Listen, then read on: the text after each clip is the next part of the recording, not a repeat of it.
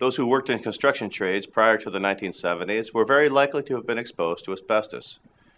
Because of its heat-resistant and fireproof characteristics, asbestos, chiefly in the form of chrysotile, was commonly used in construction materials. These materials ranged from insulation and siding to paints and ACM, or asbestos-containing material, impregnated concrete, as well as sun landscaping materials. The highly profitable asbestos industry in the U.S. spent many millions of dollars not only to suppress the numerous scientific studies indicating the dangers of asbestos, but also on public relations campaigns to convince the American people of its safety. It has been known as far back as the 1930s that asbestos was responsible for a number of respiratory diseases. Despite the best efforts of corporate America, some of this information was inevitably leaked before the entire cover-up was exposed in 1977. These corporations argued that asbestos was completely safe as long as it was not disturbed. There is a certain amount of truth in this statement, but it is only part of the story. What corporations knew and deliberately failed to mention was the fact that as asbestos products age, they become what is known as friable. Essentially, the material becomes brittle and starts to crumble. As this happens, the microscopic fibers literally flake off into the atmosphere, floating around as dust that is easily inhaled and ingested. The Environmental Protection Agency estimated that as of the mid-1980s, 1/5 of all the public buildings, nearly 750,000, contained aging, friable asbestos products. What exactly is asbestos? In commercial advertisements, the asbestos industry pointed out how its product was lightweight, non-flammable, heat-resistant, impervious to water and acid, non-conductive of electricity, unaffected by termites or other pests, and above all, is economical. In fact, asbestos is literally stone, a group of 6 silicate minerals. The most common form of these is chrysolite, touted as the safe form of asbestos, despite clear scientific evidence to the contrary. It is the inorganic nature of asbestos fibers that makes them so deadly. Specific manufacturers and products. Among building materials, asbestos masquerades under different names, or has been hidden in other products. 2 significant examples were tremolite and vermiculite.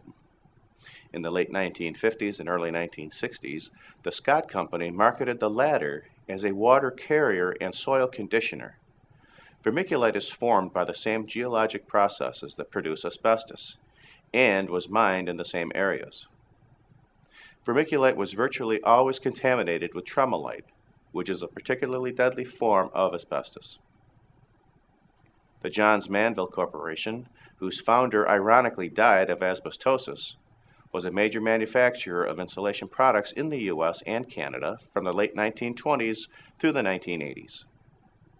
In the wake of asbestos litigation, the corporation filed for Chapter 11 bankruptcy protection in 1982.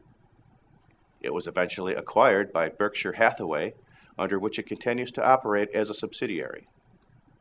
Owens Corning was a manufacturer of fireproof materials that included roofing shingles from the late 1930s onward. This corporation also filed for Chapter 11 bankruptcy protection in the year 2000.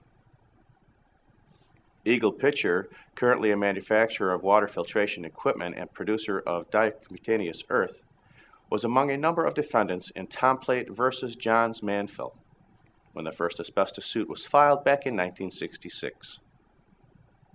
The company manufactured asbestos insulation between 1931 and 1971. Other construction materials used in both public buildings and residential homes prior to 1980 include asbestos-impregnated paints and wallboard. Current EPA regulations require that workers involved in remodeling projects or asbestos removal be provided with proper protective equipment.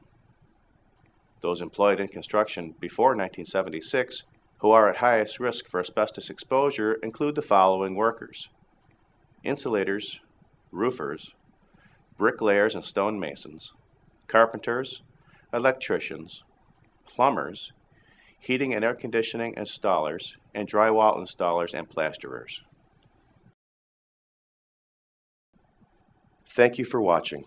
This video was produced by Asbestos.Net, a leading resource on all aspects of asbestos and mesothelioma. Our priority is to inform victims about the devastating effects of asbestos exposure, mesothelioma, asbestos cancer, asbestosis, and other asbestos-related diseases, and to advise them with a wealth of information. Individuals whose lives have been touched by mesothelioma have numerous questions and concerns. Their caregivers and family members also need accurate, reliable information. If you or a loved one have been diagnosed with mesothelioma or asbestos cancer and need more information, we invite you to visit and explore the thousands of pages of oncologist-reviewed material on Asbestos.net, to call our convenient toll-free number shown below and speak with a mesothelioma specialist, or to use the simple contact form found at Asbestos.net to request a free copy of our informative books, custom inserts, and DVD. Asbestos.net. Information and help for patients and families.